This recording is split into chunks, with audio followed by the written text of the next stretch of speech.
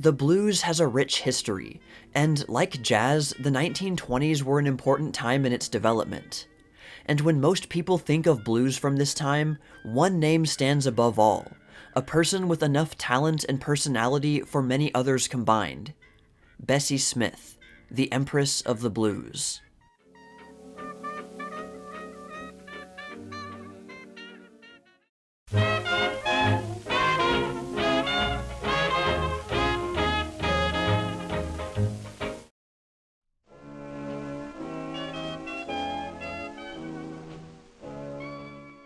Bessie Smith's real birthday is most likely April 15th, 1894, though this hasn't been completely confirmed.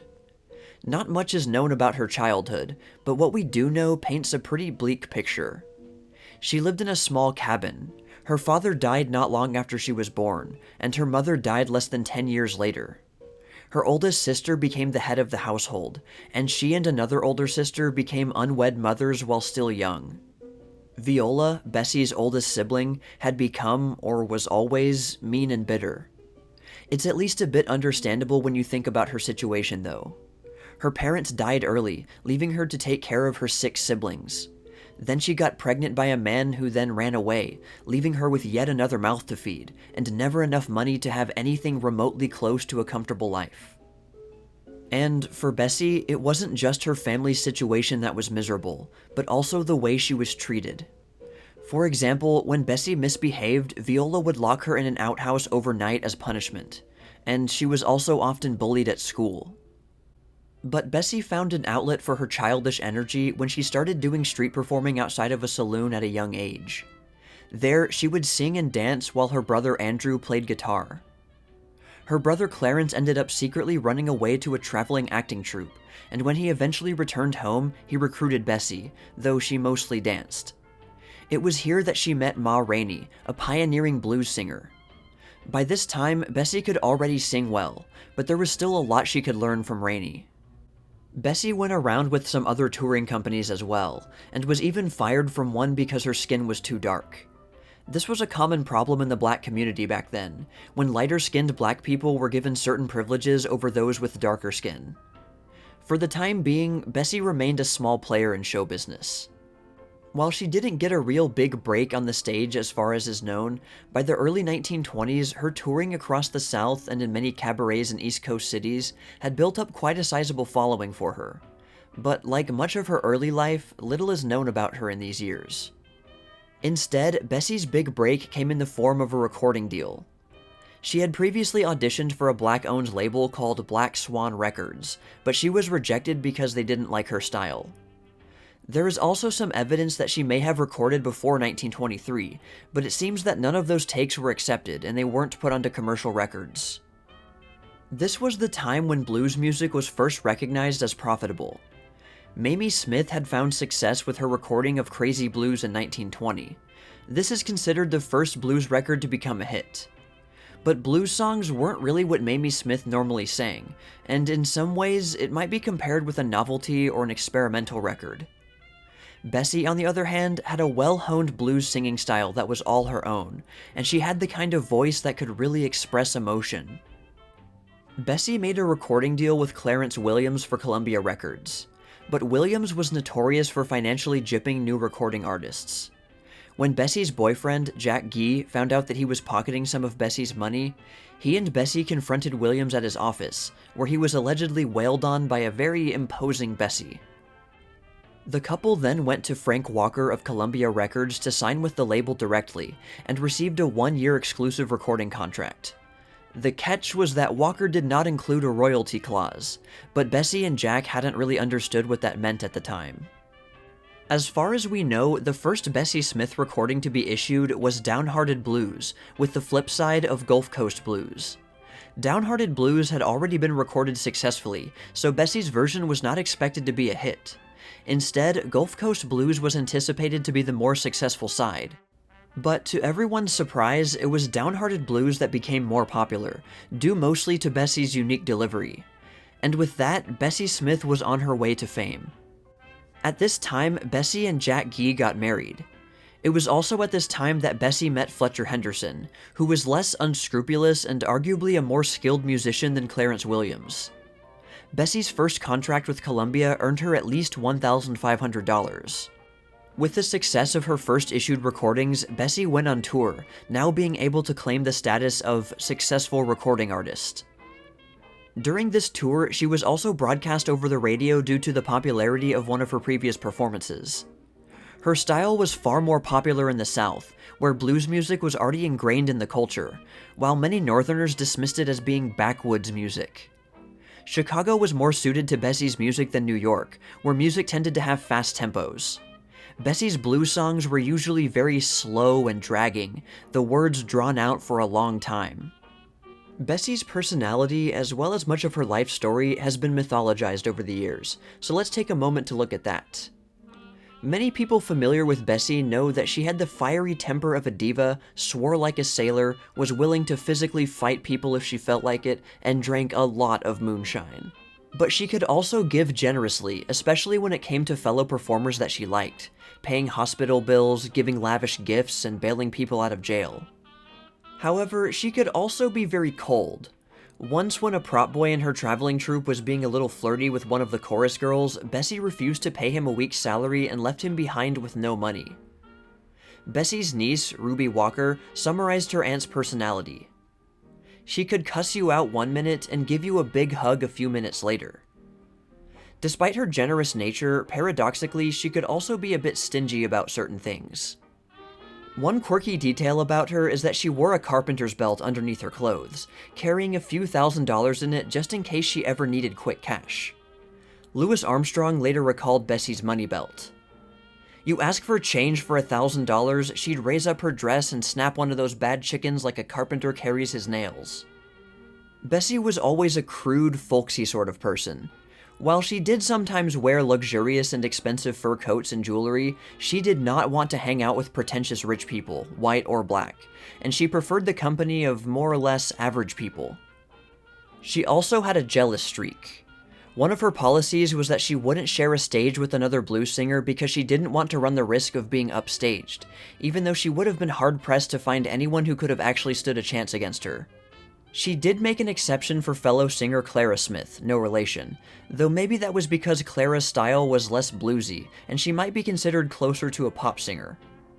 But anyway, getting back to her career, Bessie's next contract, beginning in 1924, would earn her a guaranteed $2,400. Her first tour as a popular recording artist was intense and exhausting. Bessie rarely, if ever, went to other shows. She did hers, rested, drank, then headed off to the next. With only her recordings at our disposal, we might assume that the atmosphere of her performances was melancholy, matching the mood of many of her recorded songs. But actually, between songs and her live performances, she would also do some well-received comedic routines, something she had been doing from the very beginning when she was performing on a street corner as a child. Her shows were more like a vaudeville performance than just a concert, complete with comedians, dancers, and chorus girls. Bessie was the main attraction, but not the whole show.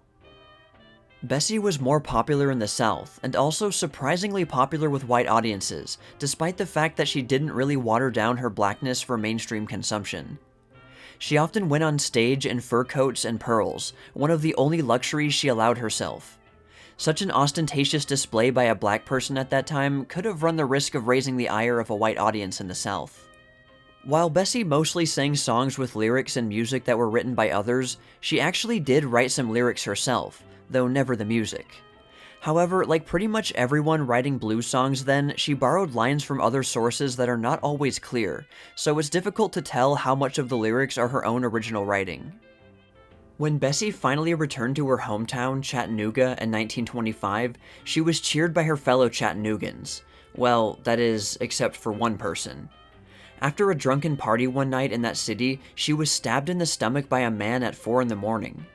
The most reliable account of the incident said that she had beaten the man up at the party when he was harassing her niece, though one newspaper said that it had been a robbery attempt.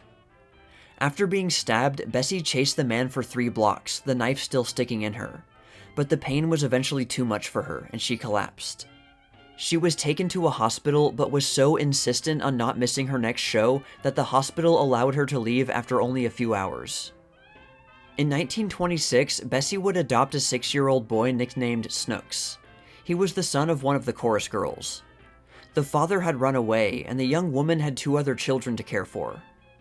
You might think that a child would cramp Bessie's lifestyle and be an obstacle, but actually she took up the role of surrogate mother with enthusiasm. It was also around this time that Bessie sent for her family in Chattanooga to come live near her in Philadelphia. This included her 3 sisters, their 3 children, and one of their grandchildren. This also required that Bessie rent 2 houses for them with her own money. But her marriage was a mess, and had been since pretty much the very beginning. Among Bessie's vices was infidelity. Despite a very busy touring schedule, she still found time to fool around with other men. Jack, her husband, almost certainly knew something was going on, but couldn't prove anything definitely. Once, a drunk Bessie even beat up her own niece after she caught her doing little more than some light flirting with a man she herself was having an affair with. For that, both were put in jail for the night. Jack was almost comically obsessed with money, and would spend a copious amount of time counting and sorting coins. He seemed more interested in money and material luxuries than his marriage. His relationship with Bessie had extreme ups and downs. Of course, Bessie shamelessly had affairs with other men, and Jack was very much onto her, but Bessie would buy him some expensive gift or give him a songwriting credit to placate him. Once, after much suspicion of an affair, Bessie found out that Jack was sleeping with one of the chorus girls. This occurred as the traveling troupe's private train was parked on a dead track. Bessie found the girl in question, beat her to a pulp, tossed her out on the tracks, and threw out her personal belongings as well. When Jack arrived, Bessie grabbed his gun from his room and started firing, not to hit him, just to scare him. He took off running down the tracks, and Bessie chased after him, shooting the rest of the loaded bullets. At other times, Jack used his fair share of violence as well, and an angry Jack was one of the few things Bessie seemed afraid of. At least as early as 1926, Bessie began having affairs with women as well. The first known of these was a woman named Lillian Simpson, who was brought on as a chorus girl. But when Jack came around, Bessie gave her the cold shoulder. She would always revert back to his attentions when he was around. For Lillian, it seemed like Bessie was playing with her emotions. Shortly afterward, the dejected young woman attempted suicide, but was discovered unconscious and saved. She continued on with the show for a little while, then left the troupe. Another thing that was a constant source of tension between Jack and Bessie was alcohol. Bessie drank heavily, though would sometimes go on dry spells for weeks or even months, usually in order to satisfy Jack, who detested alcohol. But Bessie would inevitably go back to drinking every time. Often when he found out that she was drinking again, he would get angry and hit her. Among the many anecdotal stories about Bessie, my favorite one took place one night in July 1927 in Concord, North Carolina. She had just finished her performance at a tent show when one of the musicians in the show ran up to her and said that a group of KKK men, white hoods and all, were tampering with one of the tents, looking like they wanted to collapse it. Bessie quickly marched over to the men, got to within about 10 feet of them, and cussed and yelled at them until they left, their mission unfinished. Despite their number, one single angry woman had scared them off. That same year, after a show in Dallas, Texas, Bessie was called over to a car by a man and was seized by 2 other men and wrangled into the car, which then drove away. Her niece, who was right there watching, called over some nearby policemen. The police eventually found the men beating Bessie in an empty lot. They ran away from the police and were not pursued. All of this allegedly stemmed from an argument Bessie had with the stage manager of a theater where she was performing. She didn't like that the stagehands were in the way of the show when moving props, and had gotten into a heated argument with the stage manager and knocked him down.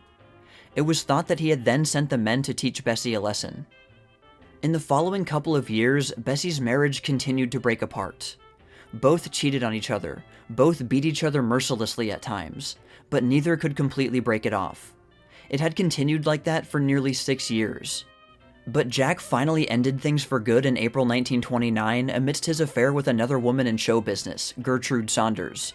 This became an especially difficult time for Bessie, who took to drinking even more than usual. But it should be noted that she was not an alcoholic. If needed, she could forego drinking in favor of hard work on her performances, which she often did. Despite the undeniable toxicity of her relationship with Jack and her affairs, she still loved him. Bessie had written the lyrics to a song titled, "Please Help Me Get Him Off My Mind," that seemed like they may have been inspired by her relationship with Jack. It's all about a man who always kicked and dogged me round.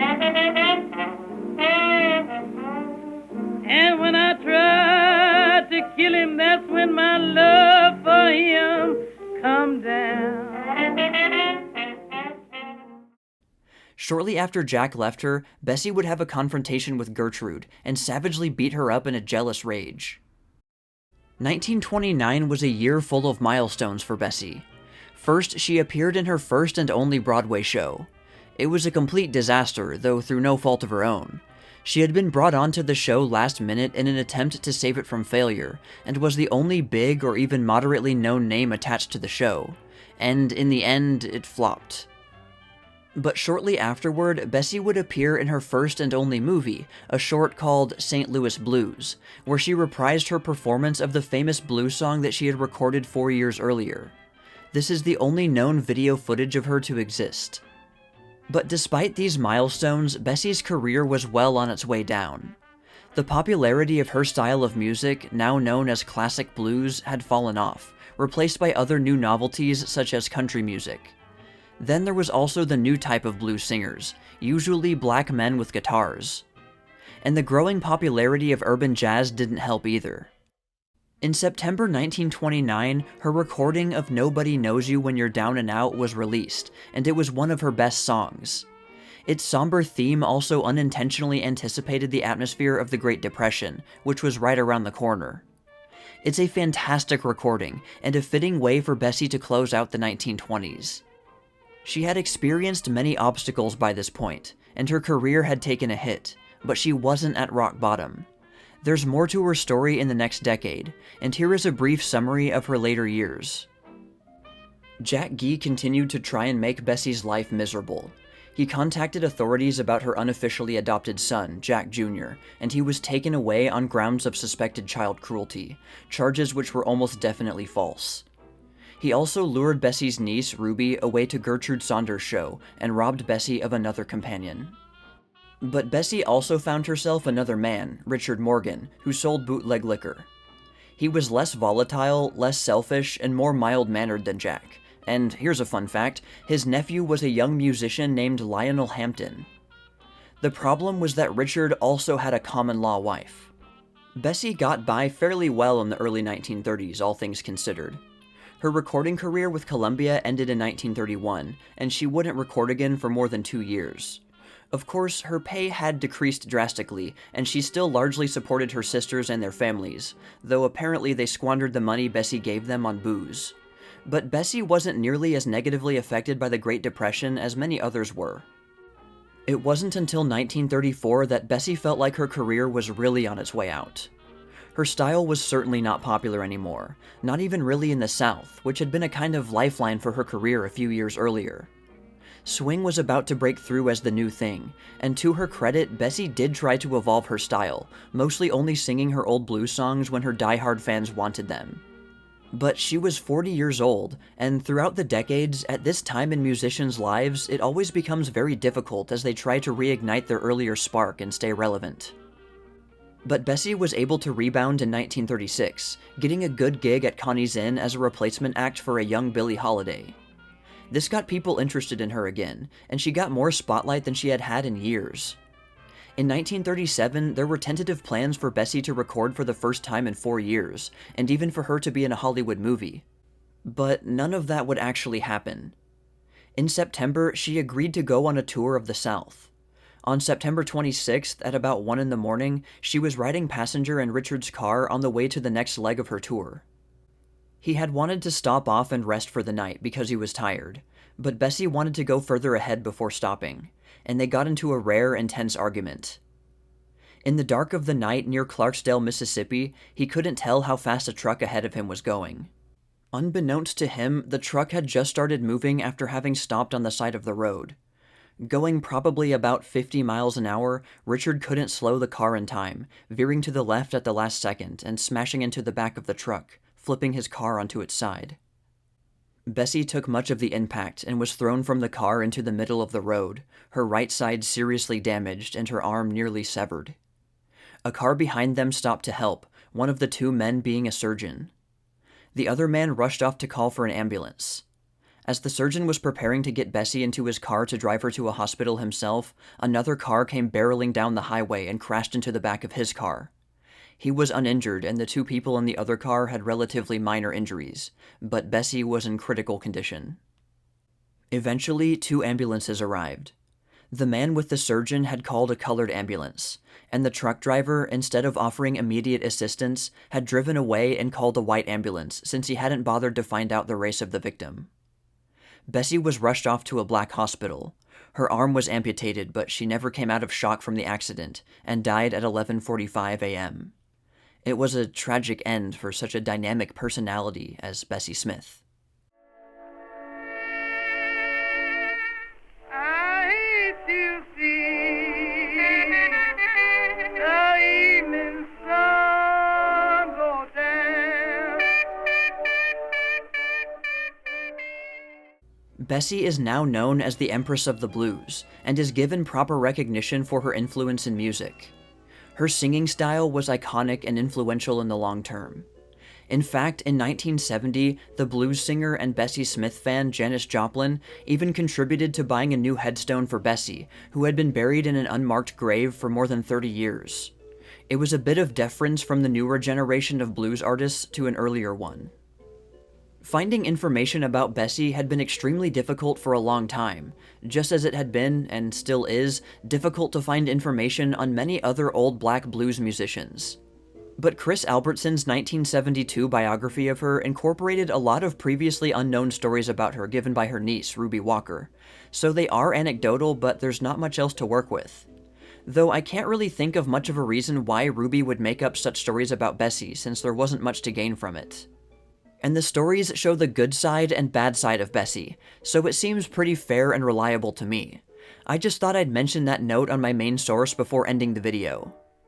Well, anyway, that's all for now, all you sheiks and gals out there, but stay tuned for more tales from the Jazz Age.